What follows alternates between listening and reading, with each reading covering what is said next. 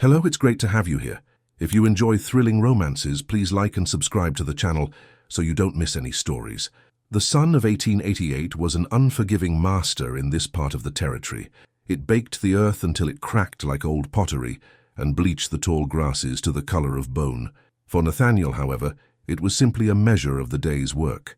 He felt its heat on the back of his neck not as an affliction, but as a familiar clock, telling him when to sow, when to rest, and when to draw water. His farm was a small, defiant patch of green carved into the vast ochre landscape, an island of order in an ocean of wildness. He'd bought the land 5 years ago, seeking not fortune, but silence. The world of men, with its loud ambitions and casual cruelties, had left a bitter taste in his mouth. Here the only currency was sweat, and the only judgment came from the sky. Nathaniel was a man built like the oak trees that dotted the distant hills, not tall but solid, with shoulders broadened by the axe and the plough. His hands were a roadmap of his life, calloused and scarred, but they moved with a surprising gentleness whether he was mending a fence or checking his young cornstalks. His face, weathered by sun and wind, rarely broke into a smile, but his eyes, a deep and steady grey, missed nothing. They held the quiet intensity of a man who had seen too much and now preferred to watch the world from a safe distance. He had built his small cabin himself, timber by timber, and every nail hammered into its frame was a nail in the coffin of the man he used to be. The day was ending, painting the sky in strokes of fiery orange and deep violet. His chores were done. The chickens were cooped, the horse was fed, and the neat rows of his vegetable garden had been watered. His ritual was to walk to the small, life-giving stream that bordered his property, its cool, clear water, a balm after the day's labor. It was there, where the willows dipped their branches into the current, that his carefully constructed peace was shattered. At first he thought it was a deer. A bundle of brown and black collapsed at the water's edge. But as he drew closer, the shape resolved itself into a human form. It was a woman, an Apache woman, judging by the tattered remnants of her buckskin dress and the single feather still stubbornly tied into her matted dark hair. She was lying face down, half in the water, her body unnervingly still. Years of buried instinct flared to life within him. He scanned the surrounding terrain in a single sweeping glance, his hand hovering near the hilt of the hunting knife on his belt. He checked for tracks, for any sign of ambush. There was nothing. Only the woman's own stumbling, desperate trail leading from the harsh, rocky scrubland. She was alone. He knelt beside her, his movements slow and deliberate, so as not to startle her if she was still conscious. He gently turned her over. Her face was bruised and scratched, her lips cracked and pale, but she was breathing. It was a shallow, ragged sound, the sound of a fire on the verge of extinguishing. Her eyes fluttered open for a brief moment, dark and vast and filled with a pain so profound it stole his breath. In them, he saw not just fear, but a weary defiance, a spirit that refused to be broken even as her body failed. Then her eyes rolled back, and she was limp once more. Without a second thought, he scooped her into his arms. She weighed almost nothing, a fragile collection of bones held together by an iron will. As he lifted her, the wet buckskin of her dress clung to her back, and he felt a strange, ridged texture against his forearm. He dismissed it for a moment, his focus solely on getting her to the safety of his cabin before the cold of the desert night set in. He laid her on his own simple cot, her dark hair fanning out against the clean, coarse blanket. For hours, he worked with a quiet, methodical focus. He cleaned the cuts on her face and arms with a soft cloth and warm water. He forced a few drops of water between her cracked lips, which she swallowed instinctively. She had a high fever, her skin burning to the touch. The most significant injury seemed to be a deep, ugly gash on her shoulder, crusted with dirt and dried blood. It needed to be cleaned properly or infection would surely claim her. Taking a deep breath, he took his knife and carefully slit the back of her worn dress to expose the wound. The buckskin fell away, and Nathaniel froze. His hands, which had been so steady, trembled slightly. What he saw on her back was a testament to a savagery that made the harshness of the land seem like a gentle caress. It was a canvas of pure agony. Crisscrossing her entire back, from her shoulders to her waist, were scars. They were not the clean lines of a battle wound, but the thick, raised welts of a whip. Some were faded and silvery, speaking of old torments. Others were a more recent, angry purple. They layered over one another, a history of brutality written into her flesh. Each line told a story of a lash, a scream, a moment of unimaginable pain. A cold, hard knot formed in Nathaniel's stomach. This wasn't the work of a rival tribe or a desperate outlaw. This was calculated cruelty. This was the work of a man who enjoyed breaking things, horses, cattle, people. He had seen work like this before in the life he'd left behind, and the memory was like swallowing ash. He gently cleaned the fresh wound on her shoulder, his touch now infinitely more careful, as if he could somehow undo the damage that had been done. He applied a salve of his own making from comfrey and yarrow, then covered it with a clean bandage. He pulled the blanket up to her chin, concealing the horrific map of her past. For 3 days, she drifted between feverish nightmares and a state of near unconsciousness. Nathaniel never strayed far. He sat in the single wooden chair in the corner of the small cabin, watching her, listening to her ragged breathing. He would rise to cool her brow with a damp cloth or to offer her more water. During her nightmares, she would cry out in a language he didn't understand, her hands clenching the blanket. He wouldn't touch her then, knowing it might frighten her more, but he would speak in a low, soothing voice, the tone more important than the words. "You're safe now," he'd murmur. "You're safe here." On the 4th morning, the fever broke. He watched as her eyes opened, and this time they stayed open. They were clear, lucid, and fixed on him with an unnerving intensity. Fear was there, sharp and primal, but it was caged behind a wall of sheer, unyielding pride. She pushed herself up into a sitting position, her movements stiff with pain, her hand instinctively going to the bandage on her shoulder. Nathaniel remained in his chair across the room, giving her space. He held up his empty hands, a universal sign of peace. He gestured toward a bowl of thin broth and a cup of water he'd left on a small crate beside the cot. He didn't speak. He knew that his voice might be a trigger, a reminder of other men, other voices. She watched him, her gaze darting from his face to the door, calculating her chances. He could see the struggle within her. Every instinct screamed at her to run, to flee this strange man in his strange house. But her body was a traitor, weak and aching. She was a hawk with a broken wing, grounded and vulnerable. Slowly, her eyes moved around the small one-room cabin. It was sparse but clean. Tools hung neatly on the wall. A small stack of books sat on a shelf. There were no trophies of the hunt, no scalps or skulls, none of the brutal decorations he'd seen in the homes of other white men. There was only the quiet order of a man at peace with his solitude. Her gaze finally returned to him. He hadn't moved. He just sat there waiting patiently, his grey eyes holding a quiet respect she had never before received from a man of his kind. Tentatively, her hand reached for the cup of water. Her fingers trembled as she brought it to her lips. She drank, the cool liquid a blessing to her parched throat. For the next week, this silence became their language. He would work his farm during the day, always within sight of the cabin. He would leave food and fresh water for her, retreating to give her the privacy to eat. He never tried to get close, never made a sudden move. He spoke only to his horse and to himself, his voice a low rumble she could hear from inside. She, in turn, watched him. She saw the way he moved, with an economy of motion that spoke of strength and competence. She saw him rescue a baby bird that had fallen from its nest, his large, rough hands unbelievably gentle as he placed it back. She saw him stand at sunset, looking out over his fields, his face not that of a conqueror but of a caretaker. The man was a puzzle. He was a white man, an intruder on the land, yet he seemed to belong to it as much as any native. One evening, he was cleaning his tools by the firelight, the scrape of metal on whetstone a rhythmic, peaceful sound. She had been sitting on the cot, wrapped in a blanket, and for the first time, she made a sound. It was a soft, guttural word. He stopped, looking up at her. She pointed to herself and repeated the word, her voice raspy from disuse. Istas. It meant snow, a name given for the first snow of her birth season. She had given him a name, a piece of herself, but it was not her true one. It was a test. Nathaniel understood. He nodded slowly. Then he pointed to his own chest. Nathaniel, he said, his voice even and calm. She considered the name, tasting it on her tongue without speaking. Istas, Nathaniel. Two names, hanging in the quiet space between them.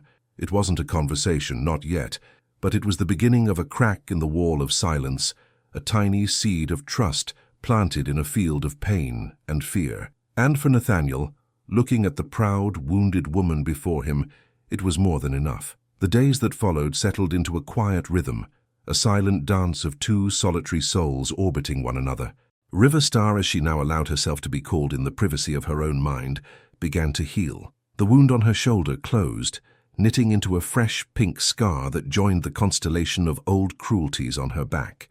Her strength returned in small increments, fueled by the simple, nourishing broth Nathaniel prepared. She started to move about the cabin, her steps light and noiseless, like a ghost relearning the dimensions of its world. She would watch him from the doorway as he worked, her dark eyes following his every move with an unnerving, analytical stillness. She learned the man through his actions. She saw the way he spoke to his horse, a low, gentle murmur that was more conversation than command. She watched him painstakingly repair a broken chair rather than discard it, his hands showing a reverence for the wood and the work that had gone into it. He was a man who mended things. The thought was a dangerous one, a fragile vine of hope trying to find purchase in the barren rock of her heart. Hope was a luxury she had discarded long ago, along with her family, her home, and her name. Nathaniel, for his part, gave her the one thing no one else ever had, the gift of choice. He left the cabin door open during the day. She was free to leave at any moment. He never asked her to help, never imposed any expectation. Yet one afternoon she picked up the worn broom and swept the cabin floor. The next day she folded the blanket on her cot with meticulous care. They were small gestures, tiny acknowledgments of the sanctuary he had provided. Each was a word in their silent language, a word that said, "I am still here.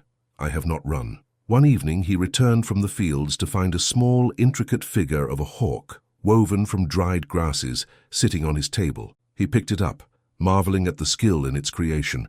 He looked over at her. She was sitting on the cot, her face impassive, but he saw a flicker of something in her eyes, apprehension perhaps. He simply nodded, a gesture of profound thanks, and placed the grasshawk on the shelf beside his books. It was the first beautiful thing to enter his home in 5 years. The change came with the weather. The sky, which had been a merciless, cloudless blue for weeks, began to brood. The air grew thick and heavy, charged with a nervous energy that made the hairs on Nathaniel's arms stand on end. Dark, bruised-looking clouds rolled in from the west, swallowing the mountains and blotting out the sun. A low, distant rumble echoed across the plains. A storm was coming, a real one.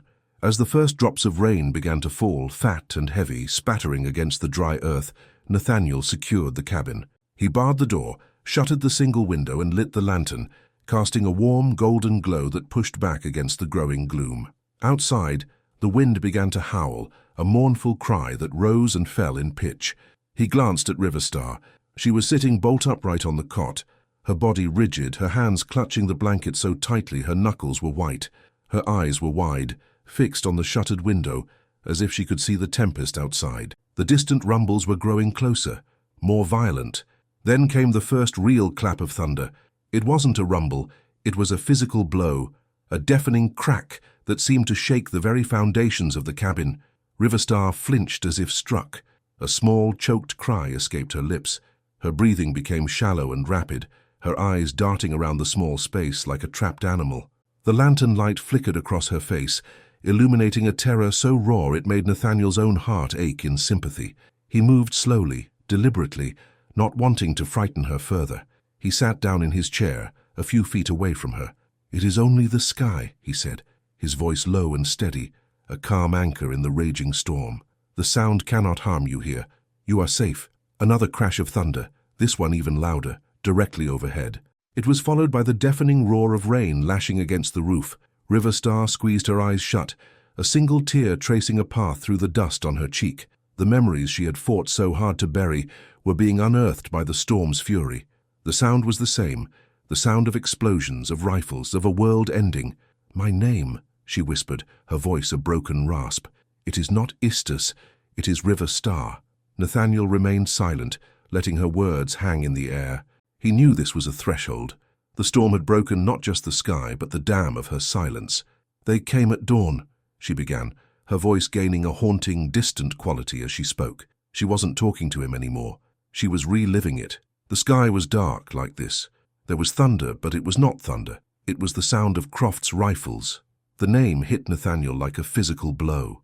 Bartholomew Croft, the cattle baron. A man whose name was a synonym for greed and ruthlessness. whose vast herds were a blight on the land, devouring everything in their path. His empire was built on intimidation and stolen land. He wanted the valley, Riverstar continued, her gaze lost in the past. Our home. The water was sweet. The grass was plentiful, a place our people had lived for generations. My father, our chief, Wemertin, he would not yield. He said the land was not ours to sell, that we belonged to it as the stars belong to the sky. She took a shuddering breath. Croft did not come to bargain. He came to erase us. They rode into our village while we slept.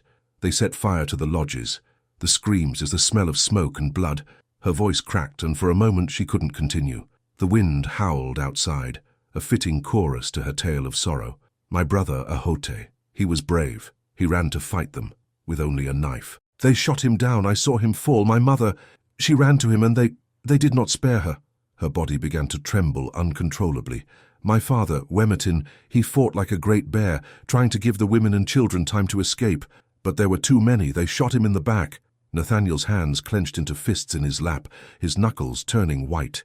He listened, his face a mask of stone, but inside him a cold, slow-burning fire had been ignited. Every word she spoke was kindling. They rounded up those of us who were left, she said, her voice now flat, devoid of emotion, the tone of someone describing a horror they have witnessed so many times. It has become a part of them. Croft. He stood there, on his big black horse, and he watched. He had a smile on his face. He told us our land now belonged to him, that we were vermin to be cleansed. He wanted to make an example, a warning to any others who might defy him. He chose me. She finally looked at Nathaniel, her eyes two black pools of infinite pain. He had his men hold me down. He took the whip himself. He told them to count the lashes. I stopped hearing them after 20. I remember the laughter, his laughter. It was worse than the pain. She instinctively touched her shoulder where the new scar lay. They left me there, in the ashes of my home, beside the bodies of my family. They thought I was dead. For a long time, I wished I was. Silence descended upon the cabin, a silence more profound than the raging storm outside. The only sound was the drumming of the rain and Riverstar's ragged breaths. Nathaniel slowly rose from his chair and walked to the hearth. He stared into the low flames, his back to her. The man who had sought peace, who had tilled his soil and tended his crops to escape the violence of the world, felt that world crashing back in on him with the force of a tidal wave. The peace he had built was a fragile lie, a thin layer of topsoil over a bedrock of injustice. He thought of the scars, the terrible raised welts on her back. They weren't just injuries anymore. They were an indictment. Each line was a crime that had gone unpunished. Each mark was a voice screaming for justice in a land that offered none. He turned to face her. The firelight carved deep shadows on his face, and his grey eyes, usually so calm and steady, now burned with the cold, hard light of a winter star. There was no pity in his gaze. Pity was a useless emotion. What he felt was something far older, far more dangerous. It was a righteous fury, a clarity of purpose so absolute it was terrifying. He walked back to her, and for the first time, he knelt before her, so their eyes were level. He gently took her hand. His touch was not meant to comfort, but to convey a promise. "Riverstar," he said, his voice a low, gravelly vow that cut through the noise of the storm. "My farm is built on this land. I have poured my sweat and my blood into this soil. It is all I have." He paused, his grip tightening ever so slightly on her hand. "And I swear on this land, on every crop I have grown, and every stone I have turned, that Bartholomew Croft will pay for what he did to you and your people. He will not pay with money or land. He will pay in fear. He will pay in suffering. And for every scar on your back, he will pay with his own blood." The promise hung in the air, irrevocable and absolute. It was not the boast of an angry man. It was an oath, sworn with the solemnity of a prayer, and it sealed their fates together. The storm outside had begun to subside, its fury spent. But inside the small cabin, a far more terrible storm had just been unleashed. The dawn that broke after the storm was unnaturally clean, as if the world had been scrubbed raw. The air was cool and crisp, carrying the scent of wet earth and sage. Inside the cabin, the atmosphere had shifted irrevocably. The quiet comfort of the previous days was gone, replaced by a taut, humming energy, the silence of a held breath before a plunge. Nathaniel's oath had not faded with the darkness. It had solidified in the morning light, a tangible presence between them. He moved with a new grim purpose, He was no longer just a farmer tending his land. He was a soldier preparing for a campaign. He checked his Winchester rifle, its oiled steel cool and deadly in his hands. He counted his cartridges, laying them out in neat, gleaming rows. He packed a sturdy leather satchel with dried meat, a full canteen, and the small tin of salve. He was a practical man, and vengeance, he knew, required preparation as much as passion. River Star watched him, her expression unreadable. She had risen and dressed in a simple cloth shirt and trousers he had left for her, clothing that was practical for travel. The tattered buckskin dress lay folded in a corner, a relic of a past life. When he slung the satchel over his shoulder and picked up his rifle, she simply stood and walked to the door, holding it open. She looked out toward the jagged peaks of the distant Dragoon Mountains. "They are there," she said, her first words of the new day. Her voice was steady, infused with a resolve that mirrored his own. "In the high canyons, a place of hidden springs and ancient ghosts, a place where a man like Croft would never think to look." Nathaniel nodded. He knew he could not confront a man like Bartholomew Croft alone. Croft had dozens of hired guns, men who were loyal to his money and feared his cruelty. To attack him head-on would be suicide. But River Star's people, they were ghosts, as she said, and ghosts had their own ways of waging war. "Will they listen?" he asked, his voice low. "To a man with my face?" "They will listen to me," she replied, a flicker of the old fire in her eyes. "And they will see the truth in you. My people know how to read a man's heart. It is a skill one learns when the world is full of liars." They left the farm as the sun climbed higher, leaving the small patch of green for the unforgiving wilderness. Nathaniel rode his steady workhorse, and River Star, despite her protests that she could walk forever, sat behind him. Her hands rested lightly on his waist, not for comfort, but for balance. She was a silent guide, pointing with a subtle gesture of her chin. "There, through that dry wash. Now follow the line of the ancient junipers." She read the land not as a map, but as a living text, full of stories and secrets he was blind to. For 2 days they traveled, speaking little. The landscape grew harsher, the plains giving way to a broken country of rock and thorn. They were no longer two separate beings, a man and a woman, white and Apache. They were a single unit, driven by a shared purpose. He provided the strength and the tools. She provided the knowledge and the direction. When they stopped to rest, he would stand guard while she found edible roots or berries he would have missed. They moved through the territory like a whispered threat, unseen and unheard. Late on the second day, she signaled for him to stop. They were deep in a narrow canyon, its high rock walls blocking out the sun. She slid from the horse and let out a low, quavering call, the cry of a hawk. For a long moment, there was only silence. Then, an answering call echoed from the rocks above. Figures began to emerge from the shadows, materializing from the landscape itself. They were men, their faces grim, their bodies lean and hard. They held old rifles and bows with a grim familiarity. They were the survivors, and their eyes, when they fell on Nathaniel, were filled with a century of hate. They were led to a small, hidden encampment. It was a place of sorrow. A few smoke-stained teepees stood in a clearing, and the faces of the women and children who peered out were haunted. This was not a thriving village. It was a refugee camp, the last ember of a dying fire. A man stepped forward to meet them. He was older than the others, his face a mask of hardened grief, a long faded scar running from his temple to his jaw. He was tall and carried the unmistakable air of command.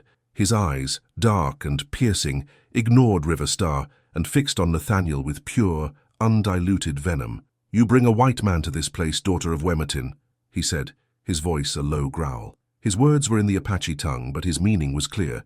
"This man is not our enemy, Kale," River Star answered, her voice ringing with a strength that made the warriors pause. She stepped in front of Nathaniel, a shield of words. "He found me when I was left for dead. He healed my wounds. He gave me shelter when I had none." Kale sneered. "The mercy of a wolf who finds a wounded lamb. He fattens you for his own slaughter. Why is he here? Does he seek to trade for our last few horses? Or perhaps he wants a guide to the gold in our sacred mountains?"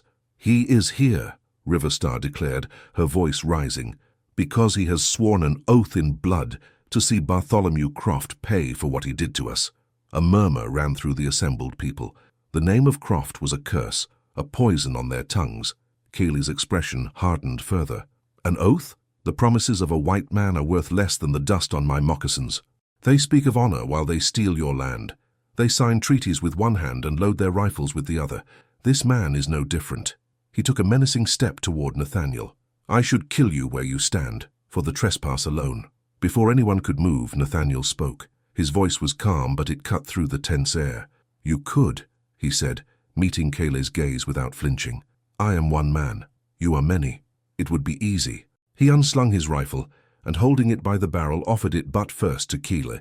It was a gesture of complete surrender, an act of absolute trust, or ultimate folly.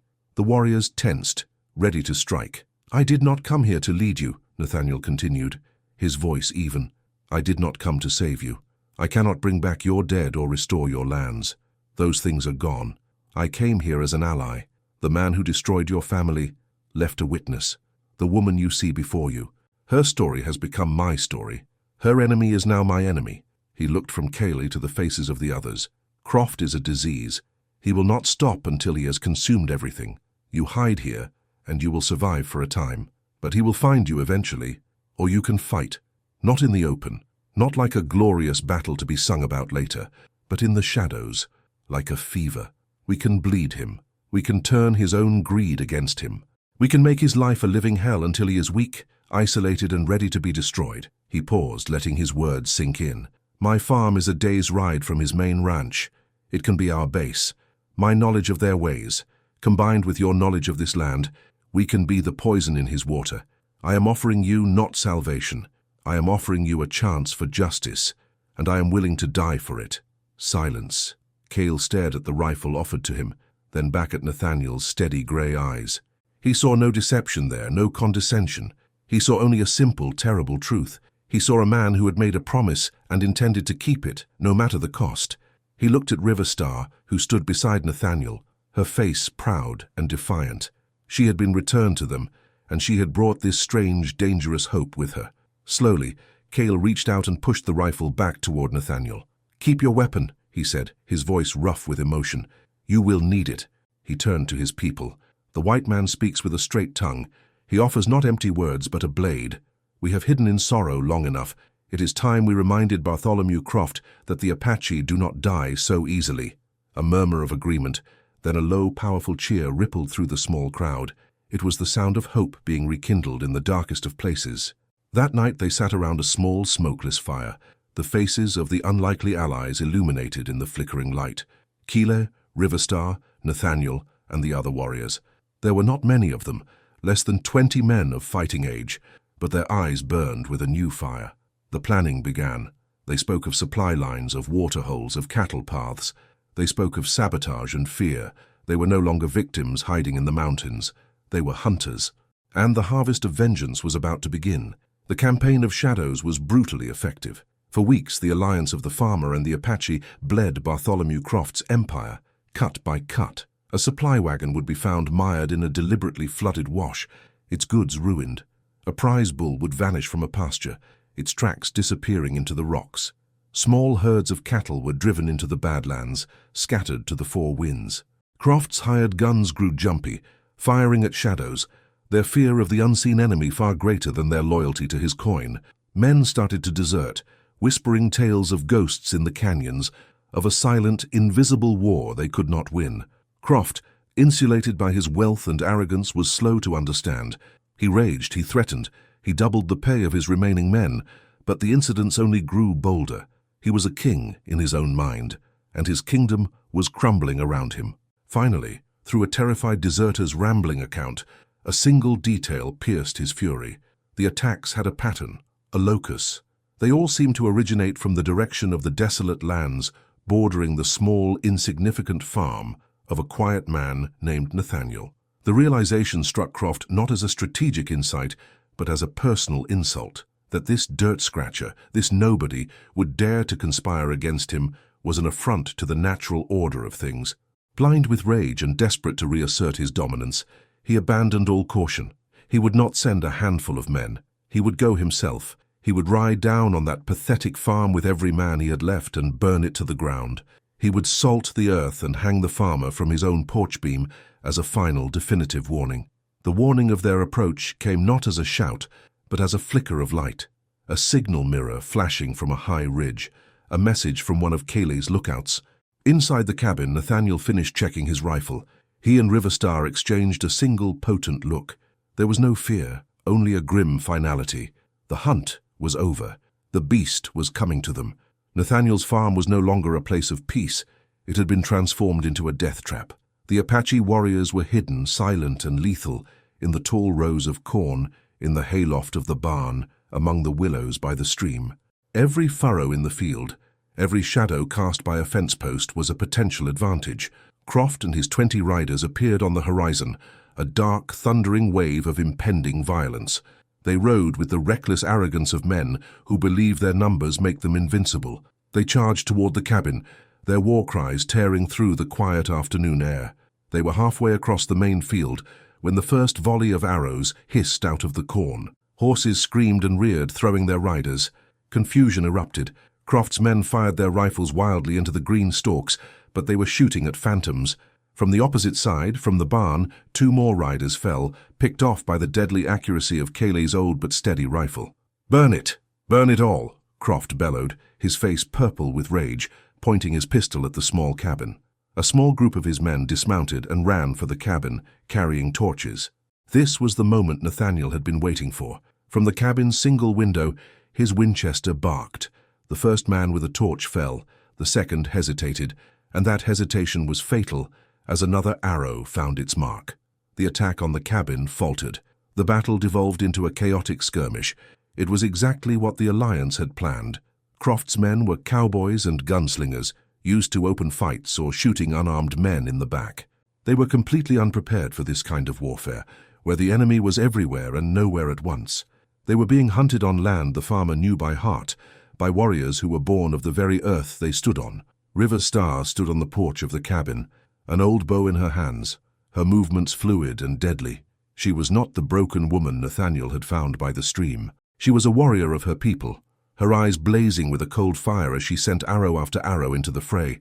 She saw a man aiming at Keel, and her shot flew true, saving the war chief's life. This was her fight, her vengeance, and she claimed it with every pull of the bowstring.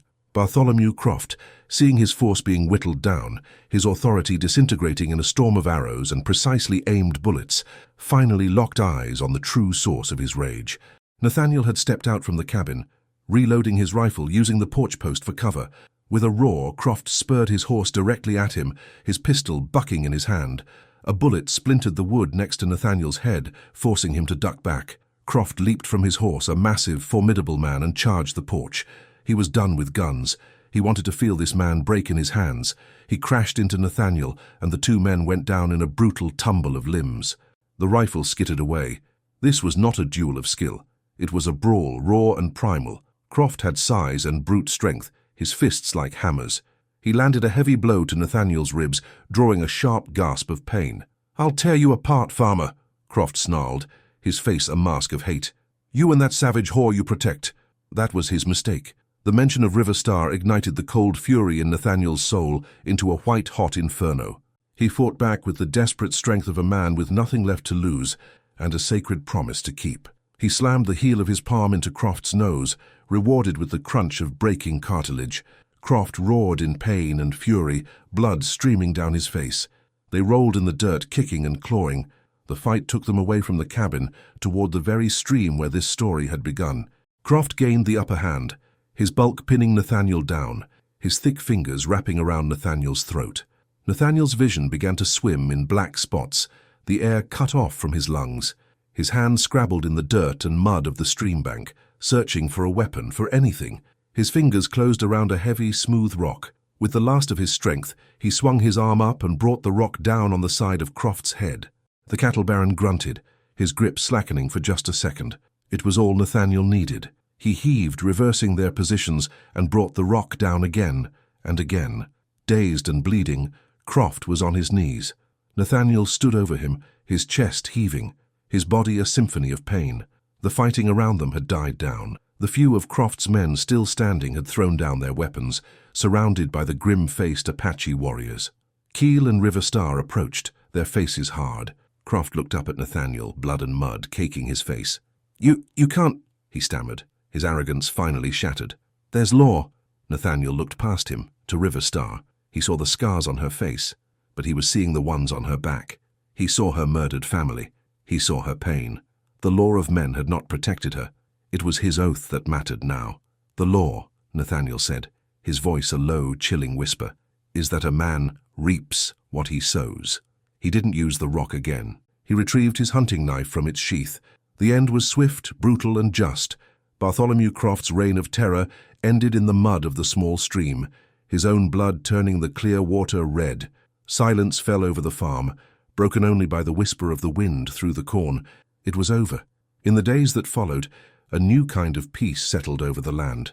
Keel and his people gathered what they could from Croft's ranch, not as plunder, but as restitution, before disappearing back into the mountains to start anew, their heads held high. Nathaniel and River Star worked to mend the farm. They repaired the porch railing, patched the bullet holes in the walls, and buried the dead. They worked mostly in silence, but it was a different silence now, not of uncertainty, but of shared understanding. The violence had washed them clean, forging a bond that words could not describe. One evening, as the setting sun painted the sky in hues of orange and purple, they stood together by the stream. The water ran clear again. "The scars will never fade," River Star said quietly, not looking at him. "No," Nathaniel agreed, his voice soft. "They won't, but they are not a map of your pain anymore. They are a testament to the fact that you survived." She finally turned to him, and for the first time he saw a true, unguarded smile touch her lips. It transformed her face, chasing away the last of the shadows. "And you, Nathaniel," she said, "the farmer who sought peace, did you find it in vengeance?" He looked out over his fields at the cabin they had defended, at the woman standing beside him. He had taken a life. He had embraced a violence he thought he had escaped. But in doing so, he had saved a life. He had found a purpose. He had found a home not just in the land, but in the fierce, resilient spirit of the woman next to him.